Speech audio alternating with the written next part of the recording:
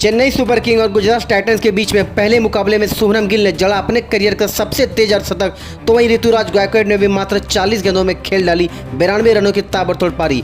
जी हां दोस्तों, धोनी ने भी ठोके अंतिम ओवर में 4 छक्के। इन दोनों बल्लेबाजों का अहमदाबाद के मैदानों में आया ऐसा तूफान, जिसको देखने के बाद आपकी आंखें फटी की फटी रह जाएगी। मैच की पूरी हाईलाइट का वीडियो हम आपको आगे दिखाने जा रहे हैं, तो वीडियो को अंत तक जरूर देखिएगा। लेकिन उससे पहले अगर आप भी धोनी को एक बेहतर बल्लेबाज मानते हैं तो हमारे इस वीडियो को लाइक करके चैनल को सब्सक्राइब जरूर कीजिएगा। चेन्नई सुपर किंग और गुजरात टाइटंस के बीच पहला आईपीएल मुकाबला अहमदाबाद के नरेंद्र मोदी स्टेडियम में खेला गया, जहां पर हार्दिक पांड्या ने टॉस जीतकर पहले गेंदबाजी करने का फैसला किया। चेन्नई सुपर किंग की तरफ से ओपनिंग करने के लिए मैदान पर ऋतुराज गायकवाड़ और डेविड कॉनवे उतरे और गुजरात टाइटंस की तरफ से मोहम्मद शमी अपनी पहली ओवर के साथ मैदान पर उतरे, जहां पर मोहम्मद शमी का पहला ओवर गुजरात टाइटंस के हक में रहा, क्योंकि मोहम्मद शमी अपने पहले ओवर में मात्र 2 रन ही खर्च किए। उसके बाद फिर दूसरे ओवर डालने के लिए कप्तान हार्दिक पांड्या मैदान पर उतरे, जहां पर ऋतुराज गायकवाड़ ने हार्दिक पांड्या के पहले ही गेंद पर एक जबरदस्त चौका लगाकर अपने पारी का आगाज किया। फिर तीसरे गेंद पर भी एक शानदार चौका लगाया, लेकिन अगले ही ओवर में चेन्नई सुपर किंग को एक बहुत बड़ा झटका लग गया डेवन कॉनवे के रूप में। जी हां दोस्तों, मोहम्मद शमी ने तीसरे ओवर के दूसरे बॉल पर डेवन कॉनवे को क्लीन बोल्ड करके चारों खाने चित कर दिए। डेवन कॉनवे 6 बॉल खेलकर मात्र 1 रन बनाकर पवेलियन लौट गए। उसके बाद मोइन अली बल्लेबाजी करने के लिए मैदान पर उतरे। फिर उसके बाद जॉस लिटिल के चौथे ओवर के पहले ही गेंद पर ऋतुराज गायकवाड़ ने एक खूबसूरत छक्का लगाया। फिर दूसरे और 5वें बॉल पर भी 2 शानदार चौका लगाया, लेकिन दूसरे छोर से खेल रहे मोइन अली भी मोहम्मद शमी के 5वें ओवर के तीसरे बॉल पर भी एक खूबसूरत चौका लगाकर अपने पारी का आगाज किया। लेकिन अगले ही बॉल पर मोहम्मद शमी के हाथ से बॉल छूट गई और वो नो बॉल हो गई, जिसका फायदा मोइन अली ने फ्री हिट बॉल पर एक कड़ाकेदार छक्का मारकर उठाया। फिर अगले बॉल पर भी लेग दिशा में एक खूबसूरत चौका लगाया, लेकिन रशीद खान के 6ठे ओवर के 5वें गेंद पर चेन्नई सुपर किंग को दूसरा सबसे बड़ा झटका लग गया मोइन अली के रूप में। मोइन अली 17 गेंद में 23 रन की ताबड़तोड़ पारी खेलकर पवेलियन लौट गए। 2 विकेट गिरने के बाद चेन्नई सुपर किंग का स्कोर 6 ओवर में 50 रन हो गए थे। उसके बाद पारी को आगे बढ़ाने के लिए मैदान पर बेन स्टोक्स बल्लेबाजी करने के लिए उतरे और 1 रन के साथ अपना खाता खोला। लेकिन हार्दिक पांड्या के अगले ओवर में तीसरे और चौथे गेंदों पर ऋतुराज गायकवाड़ ने 2 लंबे छक्के लगाकर हार्दिक पांड्या को प्रेशर में ला दिया। लेकिन रशीद खान के अगले ओवर में चेन्नई सुपर किंग को तीसरी सबसे बड़ी झटका लग गया बेन स्टोक्स के रूप में। जी हाँ दोस्तों, बेन स्टोक्स 6 बॉल पर 7 रन बनाकर पवेलियन लौट गए। अब ऋतुराज गायकवाड़ का साथ देने के लिए मैदान पर अंबाती रायडू आए और 1 रन के साथ अपना खाता खोला। लेकिन दूसरे छोर से खेल रहे ऋतुराज गायकवाड़ ने अल्जारी जोसेफ के 9वें ओवर में कड़ाकेदार छक्का लगाकर अपना 23वां अर्धशतक पूरा कर लिया। ऋतुराज गायकवाड़ अर्धशतक पूरा करने के बाद रुकने का नाम ही नहीं ले रहे थे।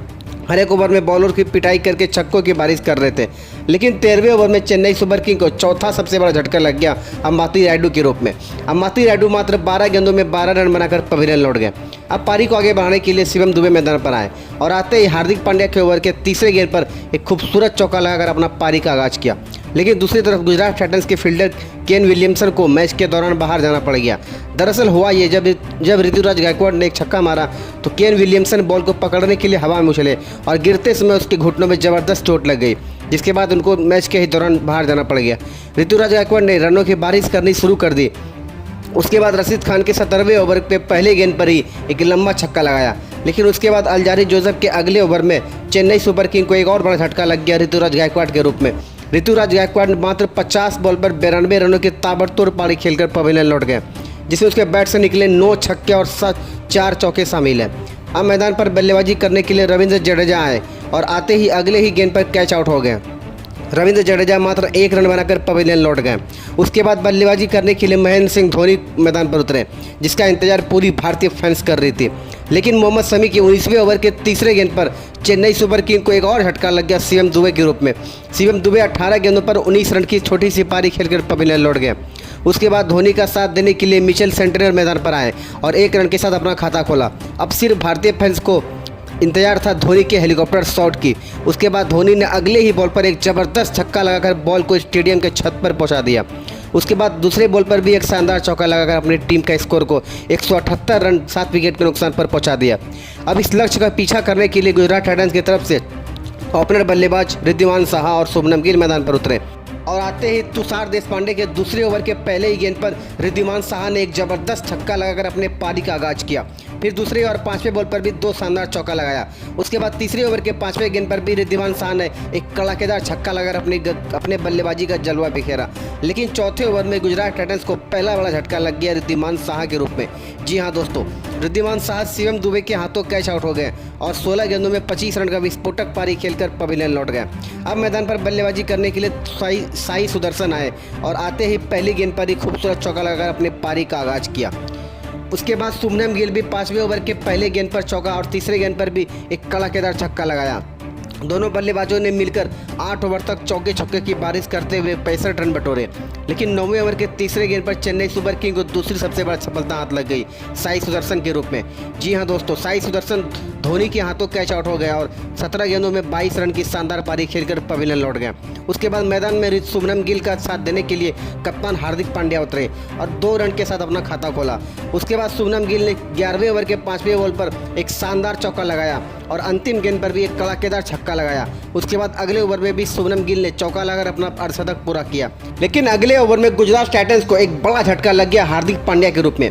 हार्दिक पांड्या रविंद्र जडेजा के बॉल पर क्लीन बोल्ड हो गए और मात्र 8 रन की छोटी सी पारी खेलकर पवेलियन लौट गए।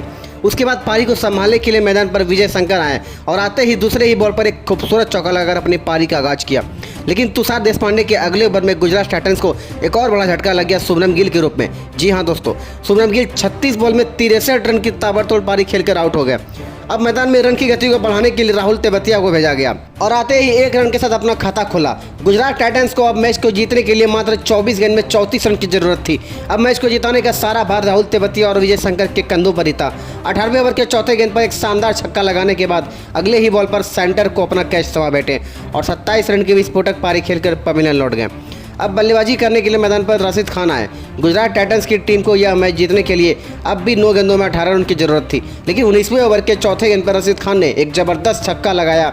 उसके बाद अगले बॉल पर भी एक शानदार चौका लगाया।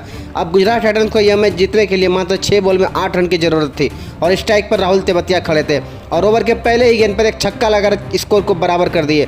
उसके बाद अगले बॉल पर भी चौका लगाकर इस मैच को 5 विकेट से जीतकर 2 अंक के साथ पॉइंट टेबल के सबसे ऊंचे पायदान पर पहुंच चुके हैं।